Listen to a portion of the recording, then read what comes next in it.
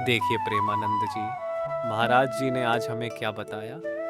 भगवान की प्राप्ति तो देखो एक भूत से हो गई तुलसीदास जी को। काशी में गंगा पार करके शौच जाते थे तो जो शौच का बचा हुआ पानी होता था ऐसे फेंक देते थे और उस पेड़ पर एक प्रेत रहता था। प्रेत अपवित्र पानी पीता है तो कई दिन पीने के बाद वो तृप्त हुआ और प्रकट हो गया। तुलसीदास जी से कहा कि अब आप जो चाहो हमसे मांग लो। उनका आप कौन हो? उन्होंने कहा मैं प्रेत हूँ। बोले मैंने तो आपकी आराधना की नहीं। तो उन्होंने कहा आराधना नहीं हुई पर अनजाने में आराधना हो गई। आपने जो अपवित्र पानी फेंका उससे मेरी तृप्ति हो गई। अब आप बताओ क्या? तो उनका सिया राम के दर्शन करा दो। क्या इतनी सामर्थ्य?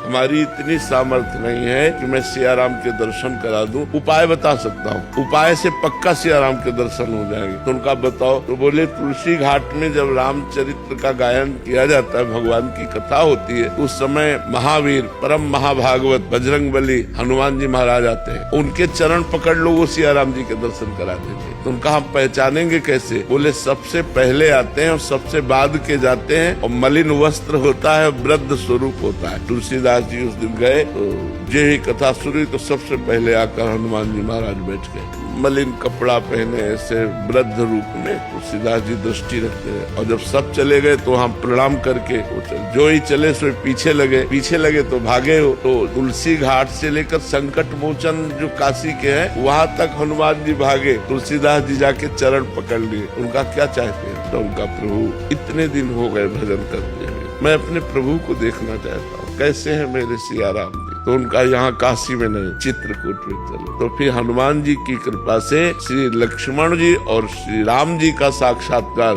चित्रकूट में श्री तुलसीदास जी को हुआ। तो हम ईमानदारी से संपूर्ण भावना से भगवत भावना से यदि सेवा करें तो कहीं भी सेवा करें वो भगवान को ही पहुंचती है, क्योंकि मूल में सबके भगवान विराजमान है। जय जय श्री राधे।